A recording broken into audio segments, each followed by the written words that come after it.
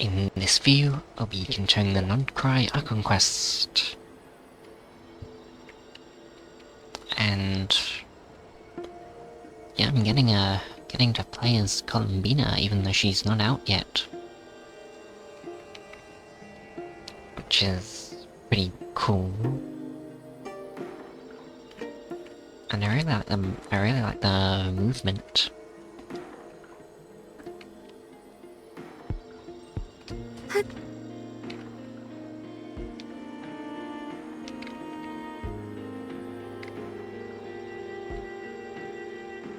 Wait, can I look around more with her? Oh, I can't talk to people.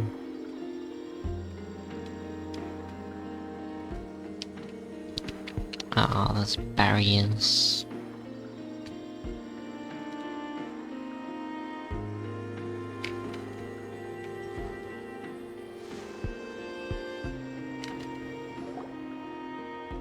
Hey, have you decided what to give her for Moon Prayer Night? I sure have. She's gonna get the surprise of her life when she's least expecting it. Then I'll whip out the ring and pop the question. The surprise of her life. What a fun turn of phrase. They getting married? Cool, I get the picture. You can spare me the gushy details. Ooh, looks like we have a customer. Wait, you can see Hello her? there, ma'am. Would you like some Moon Prayer Night candy? Huh? Or is he talking to someone else? Is he talking to me? Can he see me? Wait, what? Here you go. Oh. Oh. Come back anytime. Right. Now, where were we? Oh.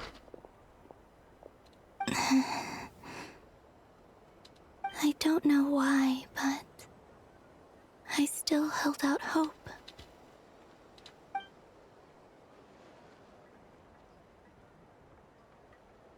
The most important thing right now is to find It's that maid. us. This name thing seems super important too, but where do we even start looking? I'd better go pay the Fatui a visit.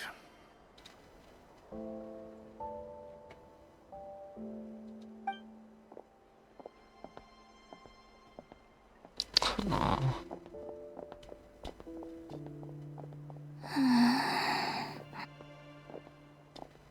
Oh, this is sad.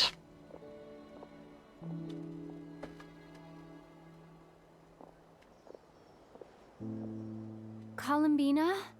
Oh. Wait, I can see her?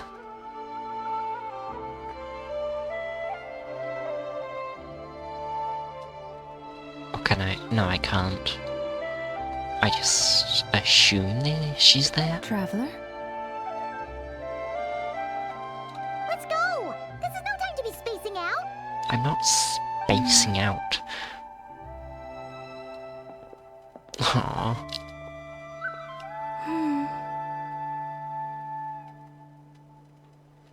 Did I sense her or something?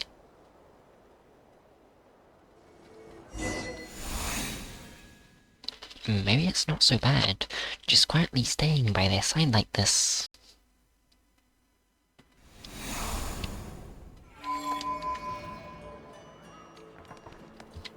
Oh, so she's with us.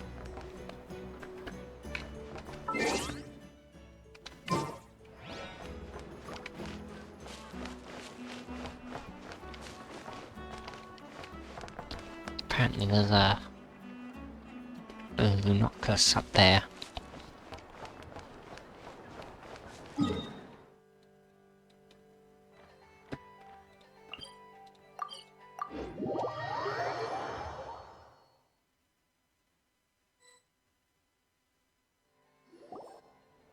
Where are they going? They mentioned a mage and a name? So, Mr. Varka, are you acquainted with this Nicole? Or should I call her Mage N? Yes, Nicole. Ah, not really. We've never met, though she has come up in conversation. I'm very excited to see her. From what I've gathered, Alice kinda took Nicole under her wing. Taught her how to speak in a more ladylike fashion. That kind of thing. I thought she Hard couldn't. to imagine Alice as an etiquette coach. Yeah. Alice is a larger-than-life personality, I'll give you that. But then again, that's why she's able to draw such an eclectic mix of people into her inner circle. If I remember correctly, being an interesting person is actually one of her main entry requirements. So, if you ever wanted to join the Hexenzirkel, I'm sure you'd both be eligible to apply. We don't know magic or anything though. Don't go around making promises on Alice's behalf. I wouldn't dare. I'm just trying to paint a picture of the Hexenzirkel for you. Okay, sure. Anyway, since none of us have ever met Nicole, how are we supposed to find Oh, her? is that her? We can't just go up to every woman in sight and ask, "Hey, are you Nicole?" Maybe something she's wearing will give it away? Like, a windbloom pinned to her chest or something. Wait a minute. Alice never said Nicole was from Mondstadt. Oh, true. Oh, what about a tea set? I recall that each mage has their own cup. That would be this young lady, then? Oh.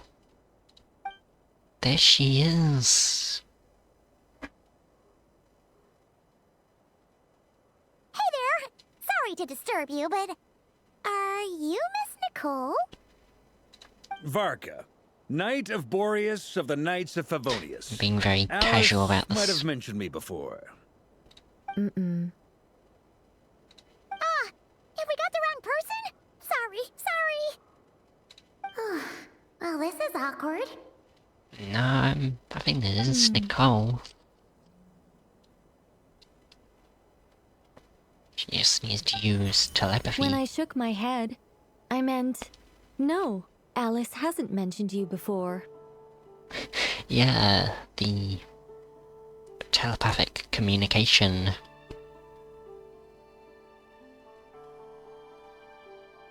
I like the design Where is this voice coming from?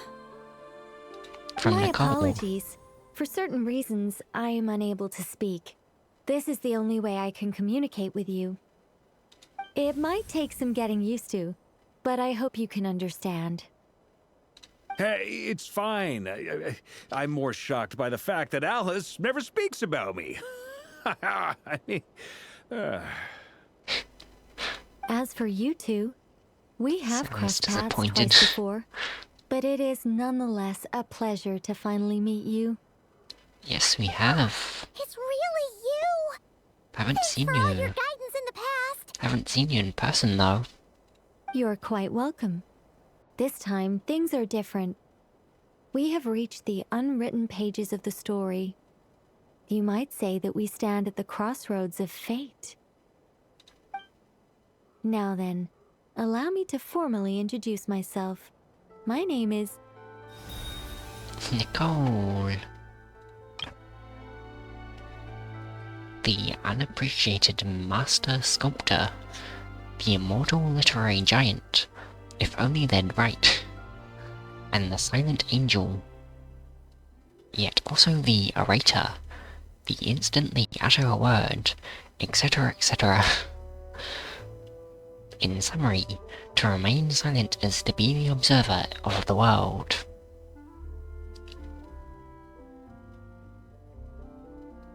I like how they have their own like introduction screens, like the Fatui Harbingers, and Maria also had it.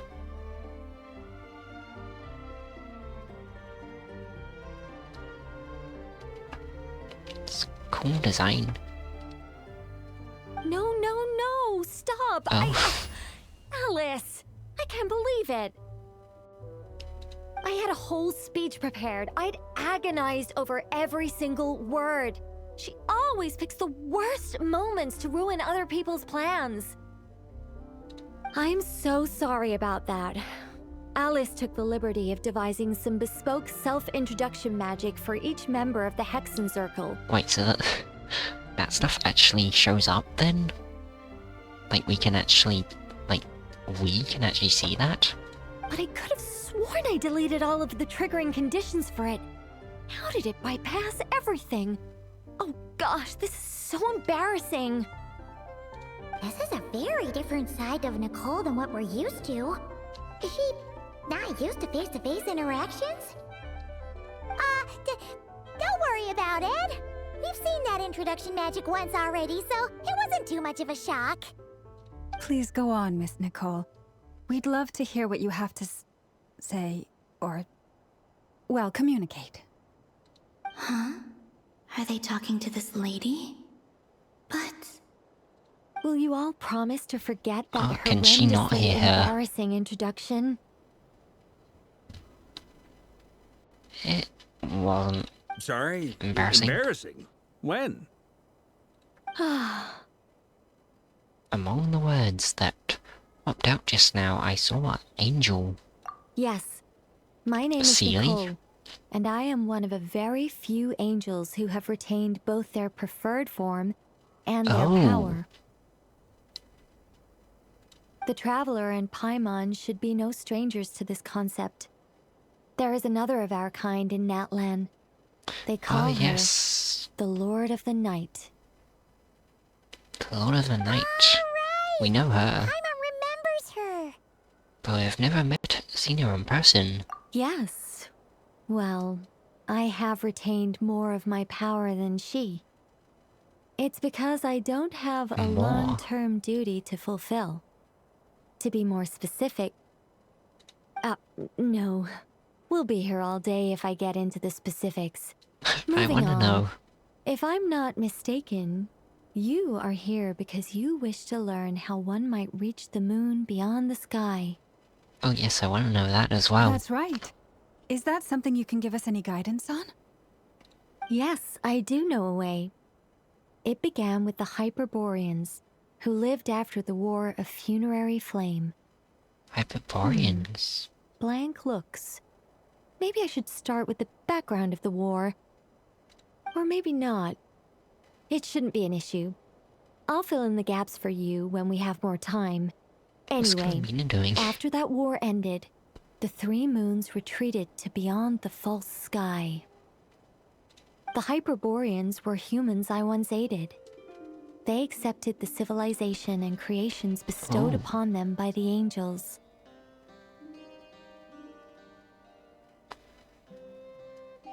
Hyperborean designs. Yeah, this is big lore stuff now. But despite accepting many blessings of the angels, many among them still held on to their faith in the moons. They were reluctant to accept the new order. Even after the War of Funerary Flame, Oh, they sought to contact the moon goddesses beyond the sky and receive their guidance. chasing the animals. But all three had passed away by that point.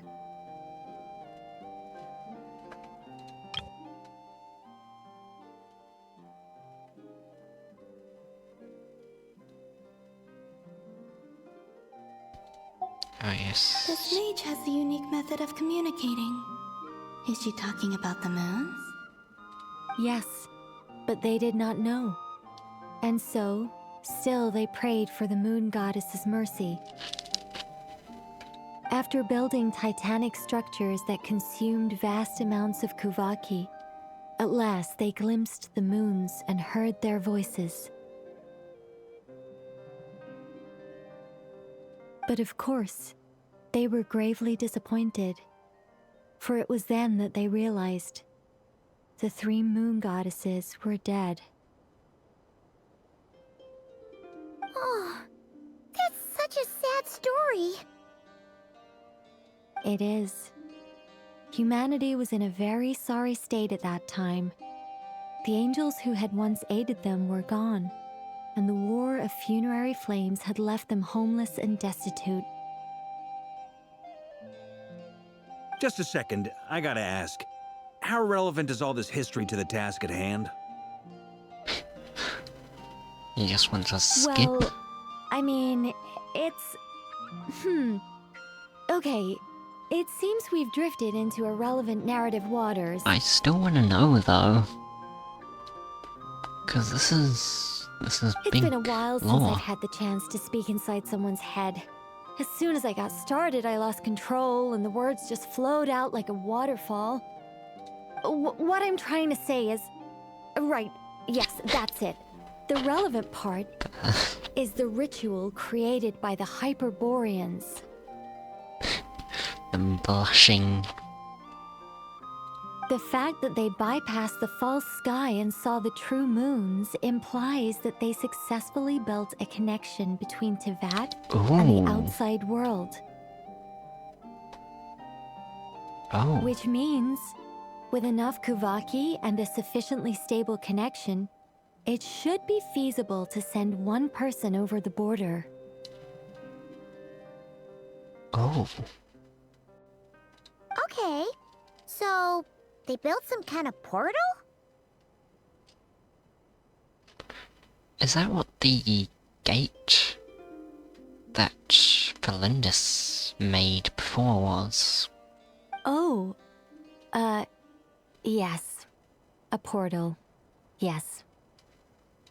Is something wrong? You sound disappointed. I just didn't expect you to summarize it so well. It turns out I could have said all that in one word, if only I'd managed to think of it. No, please, it's fine. This is invaluable knowledge. I'll be sure to record and preserve everything in writing. Oh, really? Well, in that case, I suppose I could backtrack and add some more detail. I did gloss over a few things so far. Whoa, whoa, whoa, time out. Let's summarize what we've got first. The Hyperboreans were the last ones to use this method, right? So we somehow need to find whatever structure they built and make sure there's enough Kuvaki to power it up. Luckily, we have the moon marrow of both the eternal and iridescent moons, so we're all good for Kuvaki. Which means the key issue we need to focus on is finding the place. Am I right so far? Yes.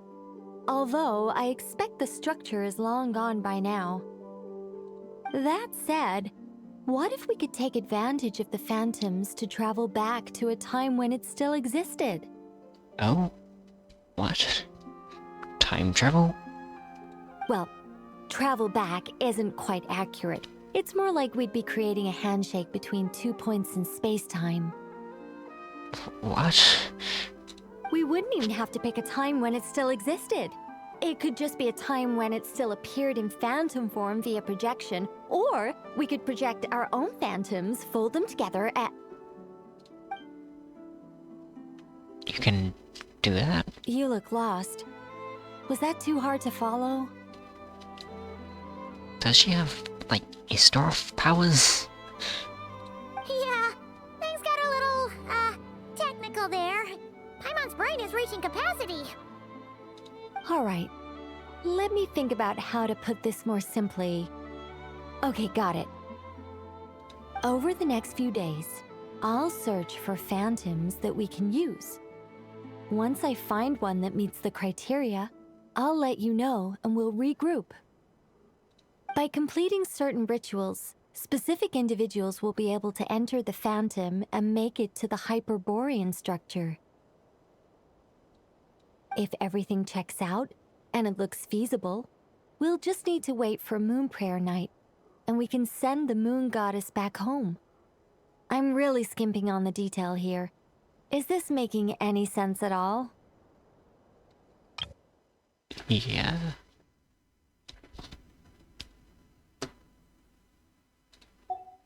I think so. For now, we'll just wait to hear from you. Yes. Basically, yes. Great. Counting on you. In the meantime, we'll focus on finding the Moon Goddess's name. My name? Are they Looking for a way to stop me from disappearing? Yes, we are. Excuse me, Miss... Go on, Miss Nicole. This conversation was a little all over the place. I didn't catch your name. I am Lauma, of the Frost Moon Scions. Ah, I did wonder. I noticed that you listened very intently when I spoke about Hyperborea and the moon's history. If you'd be interested, I'd love to visit you this evening and go through it again in greater detail. Also, if you were serious about making a record, it would be too risky to simply write down the raw details as is. I would suggest some tweaks. Maybe rewrite the stories as fairy tales or fables, perhaps even prayers. Why? Anyway, we can cross that bridge when we come to it. So, see you later then? Oh, and no need to Why is prepare that? anything. Just a cup of tea will do. See ya! She seems friendly. It's just... Ah, it's so nice to find someone who's actually willing to listen. Oh. I've been dying for a chance to finally go through all this systematically from start to finish. Any longer and I'd probably start forgetting it. We can still hear you.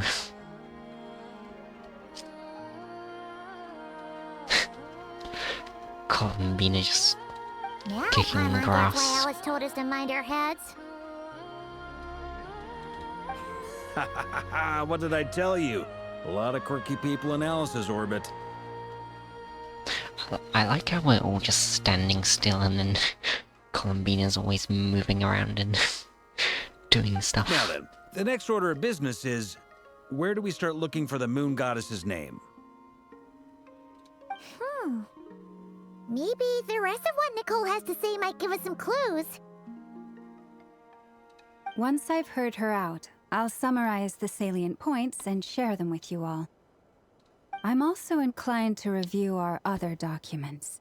Yes, our faith was first established by our Hyperborean ancestors, but many of the more factually accurate records are from after Kutar's birth. I have a hunch that the Fatui might know something too. Sounds like we're gonna follow Columbina's journey through Duvat, huh? In that case, we'll start by heading to the Frost Moon Enclave.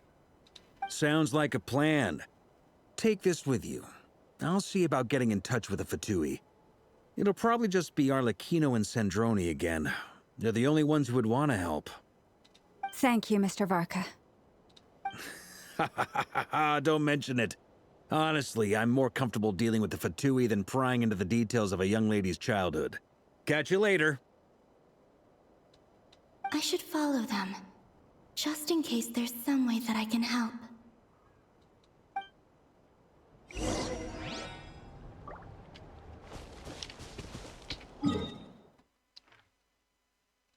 Okay.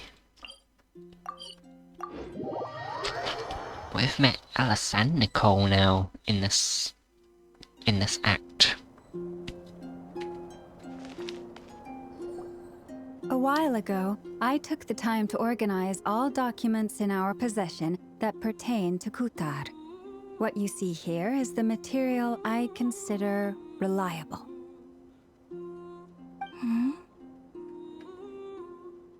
You're saying there's unreliable material too?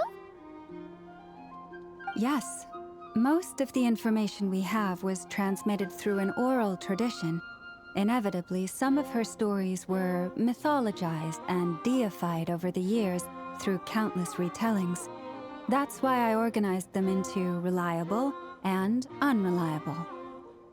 There's no sense seeking answers in history unless we can ensure the veracity of the historical record. Makes sense.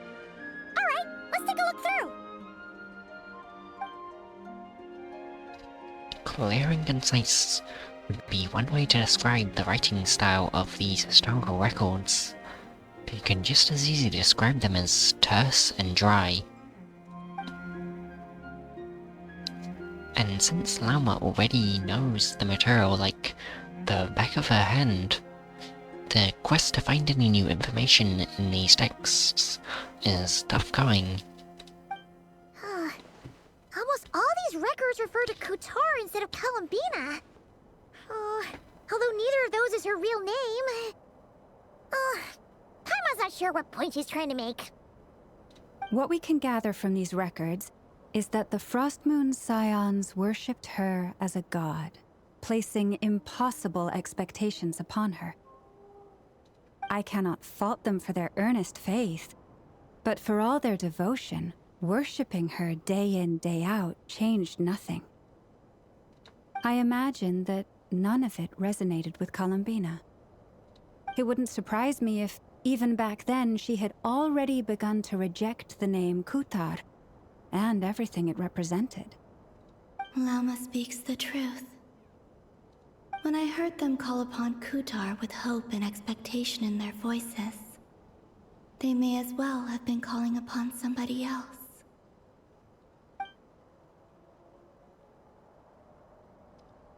When you were organizing these texts, what criteria did you use? Well, that's a bit complicated. I looked at the level of detail, perceived authenticity, prose style, and how realistic their portrayal of Kutar seemed to be. Amongst the Frostmoon Scions of today, only I know of her existence, and I alone have spoken to her face to face. As such, I know that there are certain things she simply would never do. That being said, I have sensed some changes in her lately. Changes? Me? Seems like this is getting us nowhere. For what it's worth, why don't we check the unreliable sources too? Yeah, she didn't seem happier before she got turned invisible. Sure. Give me a moment.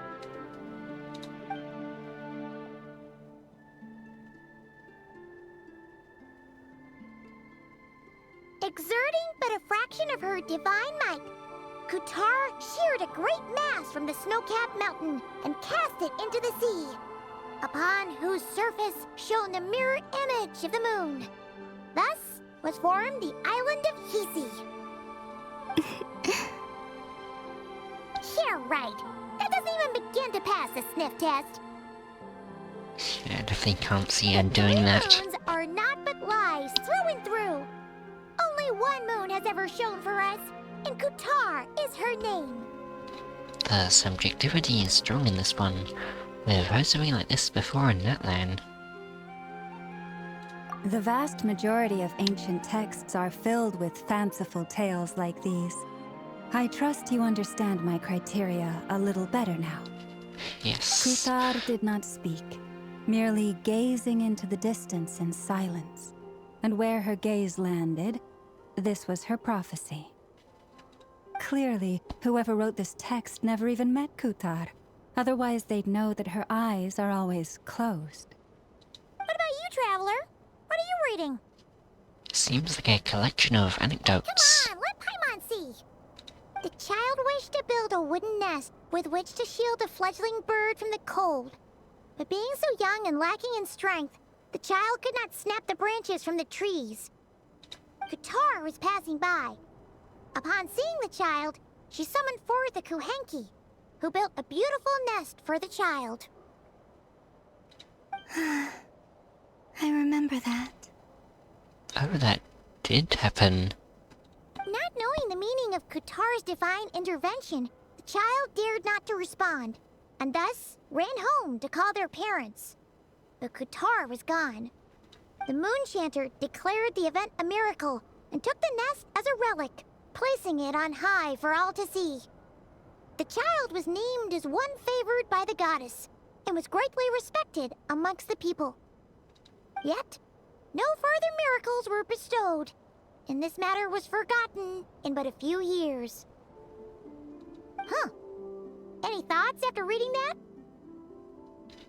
If it's true, it gives off a somewhat lonesome feeling. Yeah. Columbina probably just wanted to join the kid in making nests. Ah, I'd originally considered this a fabrication, because Kutar did not perform any similar actions in subsequent records. But now that I think about it, it does seem like something Columbina would do. It's just that... She didn't know how other people would interpret her actions. She was probably worried about making things difficult for people. So, she gradually stopped joining in. Yes. Oh, that's so sad.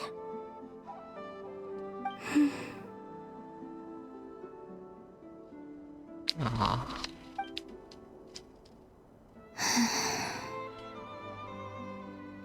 And now, I can make no such gestures of warmth, even if I want to.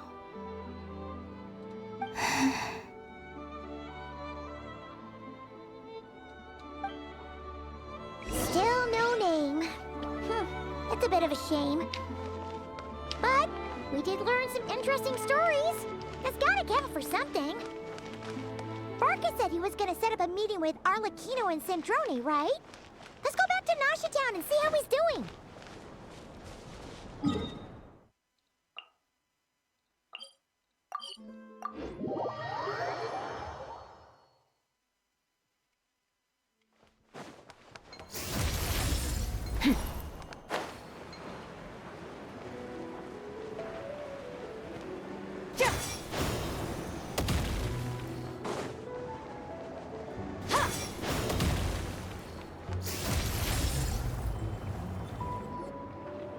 Albedo and Joanna There's here. Barca. Oh, and it's Durin and Albedo too. Talk about coincidences, we meet again. Yeah, this is pretty much the same place we bumped into each other last time. I convinced them to stick around a little longer.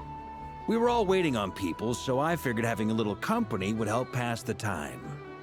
Ah, so you've been waiting for us? Does this mean that you've already arranged things with the Fatui? Sure does. Now you're back, we can go meet up with them together.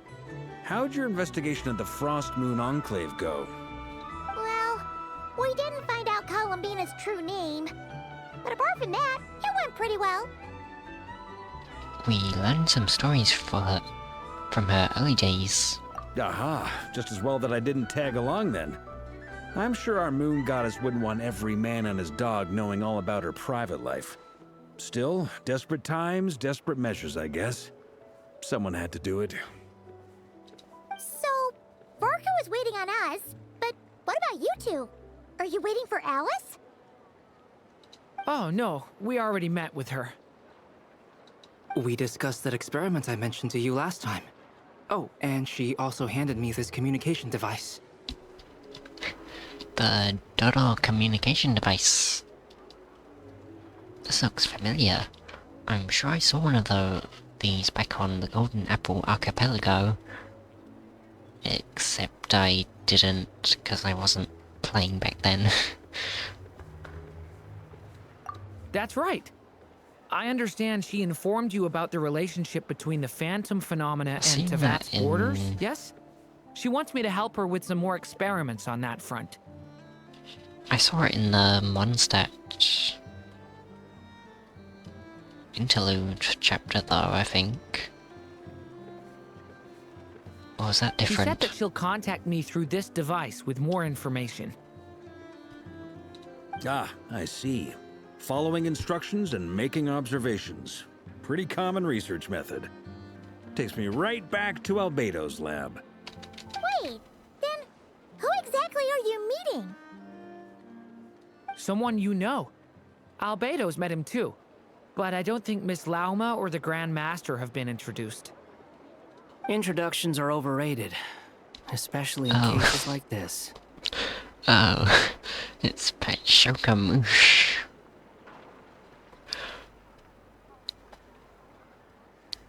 It's you! I should probably rename him. Couldn't think of a name at the time, and So, it's not like the academia has prohibitions against going abroad. Also, I applied for leave. I've been writing to Hat Guy since obtaining a human form. I've already brought him up to speed on everything that's been going on in Nodcry. Hat guy? Yeah, that guy. That's his name. Turns out, I actually have heard that name before. Oh? Then why did you react the same way I did? Because it's I only knew the name, not the fella. But since we're all here, let's do some introductions for what it's worth. interesting I'm name. Varka, Grand Master of the Knights of Favonius. Lauma, Moon Chanter of the Frost Moon Scions. And I'm a Driosh from the Vahumana Darshan of the Sumeru Academia. Hat Guy. Good to see you again, Mr. Guy. I believe we last saw each other on the boat right here. Mr. Guy. So they came to Nodcry together. Mind you, the only reason I came here is because there's someone I want to look into. Who's that? The Doctor, Oh, yes. also known as Dottore, second of the Fatui Harbingers. Just as I thought. From the tone of your voice, it sounds like there's bad blood between you. I was reviewing our archives and noticed that a lot of information about him was missing. Left a bad taste in my mouth. That's all there is to it. I don't think that is. Dottore, or Zondik, as he was then known, once studied at the Academia, but he got kicked out before he could graduate. Sandeep? I've heard that name before. Back in the ruins, when the Ibis King mentioned that student. That was the Doctor? Yeah, we heard about that in that event. So the Harbinger's #2 man is a college dropout? How embarrassing for them. Last we heard, he was planning something. We actually heard that a few times before, even coming to Nodcry.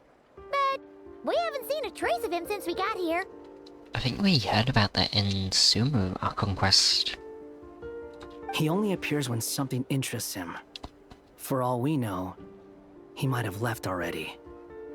But the fact he did something here at all is worth noting. It'll fill a couple extra lines in his file. Why does it sound less like a file you're writing and more like a criminal record?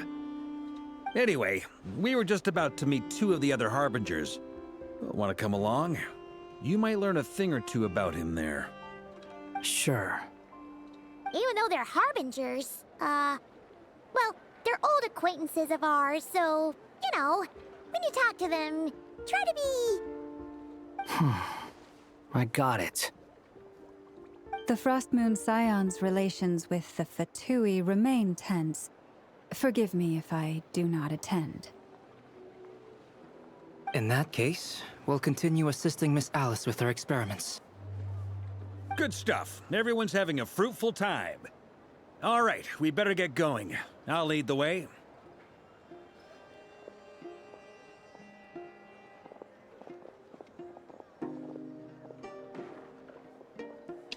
Hey, Patchsoka Moosh. Are you here for revenge? Well, yeah. That's obviously part of it. But I'm not the only one who has a score to settle with him. Neither you, nor Lesser Lord Kusanali, nor I want to see him meddling with things again. Fair enough. Well, one more thing. When we return, let's talk about Columbina. Yeah, this is true. What's the hurry? Don't worry. Pigeons always know which way home is. What? After the conversation ends, a group splits into 2 teams, then by Varka make experimental design bureau. You made it. Who is this? A scholar from Sumeru. They call him Hat Guy. He's an Oh, old friend of yeah. the Travelers. Yeah, I don't remember him being a harbinger. This is the academia representative you wrote about? He doesn't exactly look the part. I believe this will prove my identity. You'll notice it bears the seal of the Sanctuary of Surasthana. Well, what do you know? So it does. All right then. My mistake. It's fine. I expected as much. What? So as I mentioned in my letter, the Academia's got its eyes on Dottore. But this matter remains top secret. Apart from those assisting in the investigation, the fewer people who know, the better. If anyone asks, I'm here in Notcry to pursue my personal academic interests. Gotta say, Varka, you did pretty well to keep all this under wraps for so long. Sounds like you got in touch with the Academia about this way back. Haha, you flatter me. You're all harbingers. For what reason would you have to disclose information about Dottore? Where do I even start? Remember that time we fought Rerir at Star Sand Shoal? He sure let me have it then, didn't he? I'll bet Dottore had that all sketched out, with me as his convenient little pawn. Oh? He could not care less about us if he tried, but hey! The feeling's mutual. Does Dottore really strike you as the sort who values his relationships Definitely with his not. colleagues? Yeah, definitely not. Fair point. Definitely not. Which is why I always keep my guard up whenever he starts making suspicious moves. To that extent, our motivations align. On top of which, I consider you trustworthy people. Now, back on topic. In the wake of the Reikir of Solnari episode, Sandrone and I grew suspicious about Dottore's complete inaction during the entire affair. So we tried to find out what he'd been up to, but unfortunately to no avail. He never lets anyone in on his plans. The more he cares about something, the more secretive he gets. Indeed. Perhaps he believes that by keeping a low profile, he can avoid trouble. But that trick isn't going to work on his colleagues. Yeah, I mean, he's been researching the ancient moon's remnants. And he's been trying to get his paws on the moon marrows. Only an idiot would believe he doesn't have something more planned. With this in mind, I returned to Snezhnaya and relayed my thoughts to Her Majesty the Tsaritsa, entreating her to have him recalled. Oh. That's pretty direct. Did the Tsaritsa agree? Yes. I made it abundantly clear that the Fatui's business in Notcry is almost concluded, and we do not need 3 harbingers in this territory. Her Majesty concurred. 4, actually. Accordingly, Dottore has returned at her orders. I imagine he is continuing with experiments, which no one besides he would ever have any interest in. Common sense might mean nothing to him, but he's not stupid. He knows that no good can come from opposing the Tsaritsa. Smarts alone won't get him all the way.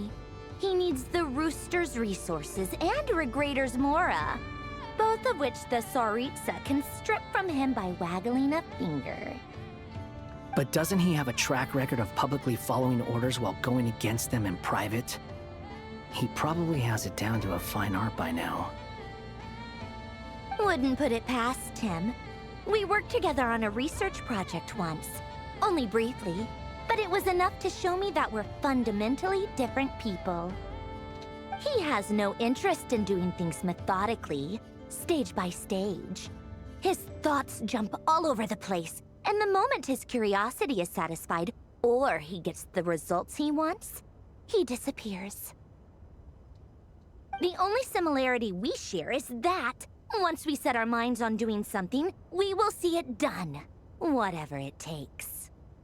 Oh, we definitely saw some of that in your battle with Rerir. You got so competitive. Ugh, do not remind me. Then I believe we all concur. Dottore saving will her. not simply give up. Fantastic. Now this is turning into a whole day of unpleasant memories. Ugh. Are you talking about the moon marrow stuff? He also strikes me as the kind of person to disregard experimental regulations, ruin all the equipment, and go way over budget. Then leave the first person he can find to deal with the fallout. Exactly. This one time, he was running some high-temperature experiment and the substance exploded. But does he care? No. He orders his subordinates to open the device so he can observe the results, which causes the gas inside to leak out. Yeah, it really doesn't care about anyone. Gas was poisonous. If I hadn't been there, who knows how many people might have died. And after all that, he left while I was still cleaning up after his mess. What a waste of time, he said. Waste of time? The nerve! He wasted my time! I like Columbina just poking her. You've been bottling that up for a while, huh? Hat guy, I must say, you seem awfully Yeah, familiar he with is internal speaking Fatui affairs. Especially when it comes to Dottore. Thank you, Lady Obvious. Harbingers, for providing such valuable information. I have no other questions for now, so I'll be on my way. Wait, what? You're just gonna leave? You're welcome to join if you want. Ugh. Just when Paimon thought he'd finally mellowed out. He makes quite the impression. I'll say, I've met tons of headstrong people, but not many of them would join me in bad-mouthing Dottore. Anyway, back to the main agenda. Barca, you said that Columbina has gone missing? Or rather, disappeared. Yeah. We're working on building a connection between her and this world. The simplest method is to find out her real name. I've actually asked her that question before, but she said she didn't know. Considering our relationship, I doubt she was lying to me. She could have just given you a pseudonym. What did she do while she was with the Fatui? As far as I recall, she was never dispatched by Her Majesty to claim a gnosis or anything like that. The Tsaritsa's plans had long contained a place specifically for her. I always thought that was weird. What could she do that the rest of us couldn't? Knowing what we do now, it's probably something related to Kavaki, right? More than likely. When she first arrived, Columbina would often go to Her Majesty and ask when she could start the task assigned to her. But Her Majesty always gave the same reply. The time has not yet come. So she spent her days in Snezhnaya doing basically nothing. The Tsaritsa has summoned a beautiful blind maiden to be a harbinger, giving her the third seat by virtue only of her enchanting voice. Really?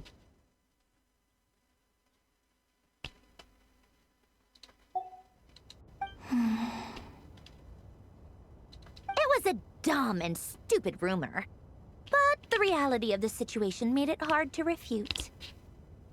And what happened after that? I imagine she stopped caring.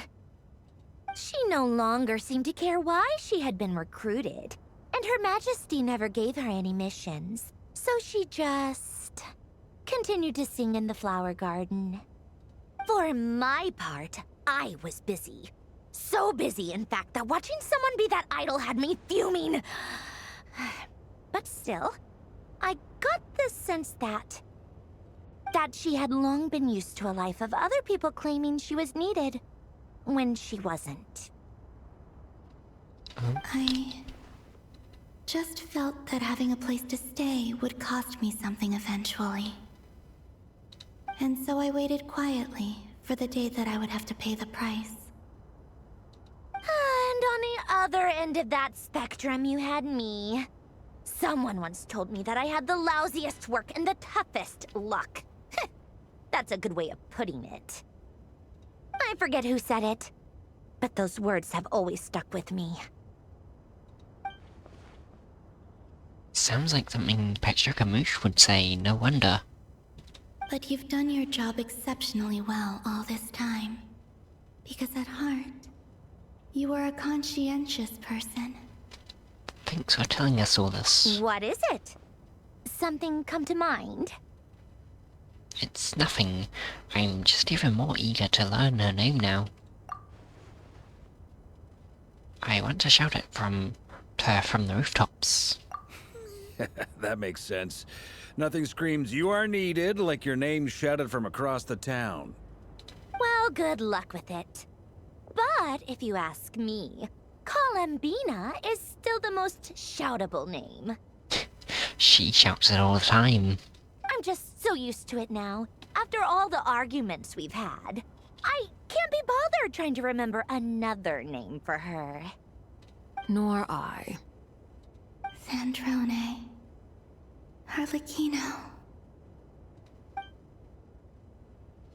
You chat further about interesting moments. Huh! Sealy. Sealy! Does that mean Nicole has news for us? From Columbina's past. But soon the time comes for you to depart. Ladies, I thank you for your hospitality. If the chance ever comes up, I definitely owe you both a drink sometime. I'm sure it will. You can make your own way out. Heck, you've been here enough times, you probably know your way around better than I do. Take care, everyone. We'll be in touch if the situation changes. Okay, time to do what adventurers do best. Follow that Sealy! We do that a lot. Aw, little Durin. Here you are. Is this Hyperborea? Oh, that guy. How come you're back so soon? Did things go all right with the Fatui? Fine. Dottore's been summoned home by the Tsaritsa. Couldn't get much more than that. How about you? Any progress with the investigation? Unfortunately not. We've tried everything. Different phantoms, different locations, different points in history. But the results were the same each time. Abyssal monsters roaming the land. People crying out in despair, with no hope of being rescued. Every time I see it, I can't help but think, is this what it was like in Mondstadt when Dragonspine Durin attacked? And if I fail in the task I've been given, will I create yet another tragedy? That's just meaningless speculation. When we encountered similar phenomena previously, I tried to interfere with those illusions, using sounds and lights to guide them. However, we could not change their fates. At most, we were able to extend their existences. Oh, this music. The events of the past are like fate that has been written into Irminsul. It's There new. isn't a living thing in Teyvat that can escape its past. Except you. But Miss Alice instructed us to try to find ways to change the outcome that these phantoms face. It's an impossible task. Can't you just refuse? Since she asked us to do this, I feel like it can't truly be impossible. Or if it is, well, mages can make the impossible possible. I could not have been born as Durin otherwise. But you also said that your past 39 attempts were fruitless. That's true. But you're still going. Yes. After this many futile attempts, surely you realize that you're not doing this because you still believe what some mage told you. It's because you want her hypothesis to come true. It's something you wish for deep inside. So, think for yourself about what you want to do. As long as you don't believe it's futile, it isn't. Yeah. Previous experience indicates Good that we cannot point. touch the phantoms, which limits the effectiveness of our interventions. If we want to clear this hurdle, we need to break this rule somehow. Same thought here.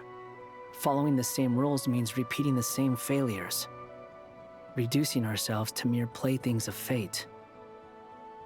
So you mean we need to figure out a way to make contact with them despite knowing that we can't? Yes, and I suspect that's something only you are capable of.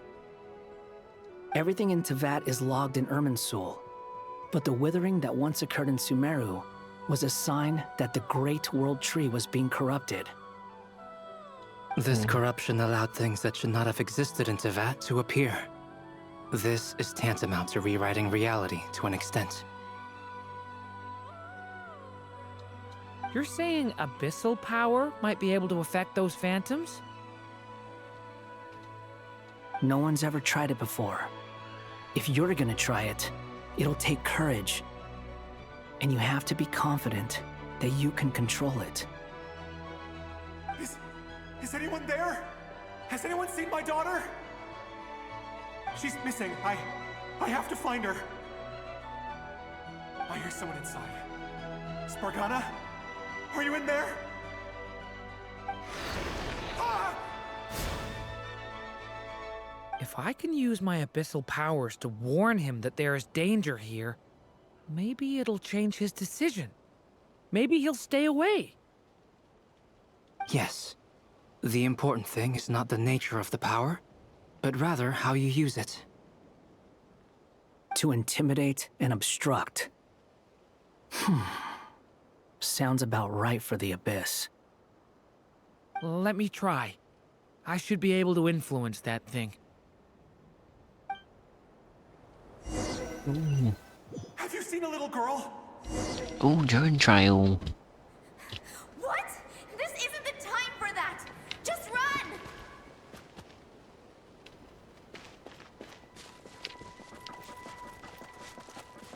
Wait, what do I need to do? I need to do something. T. Spargana? Are you in there? Jiren can use the power of the Abyss to affect the world in which the Phantom is located. For example, using it on the stone pillar barrier to intimidate and obstruct. Okay. Wait, maybe... Looks dangerous. I should get out of here.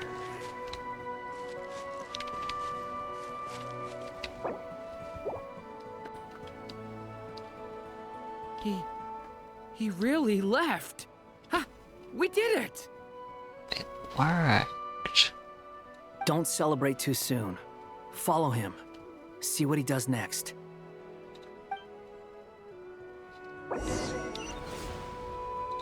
Monsters approaching from the front. You need to Okay, stop them and create an opportunity for him to hide.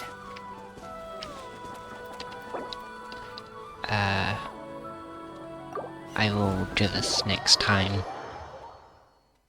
And I'll leave for now.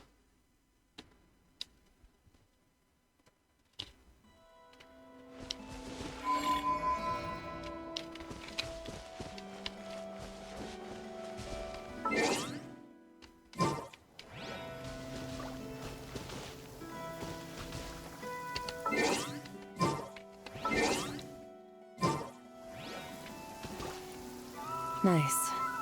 I like the rain. Thanks watching the view. If you enjoyed the view, then you might watch more of my Genshin and Star Rares. So, thanks for watching. I hope you enjoyed. And good bye.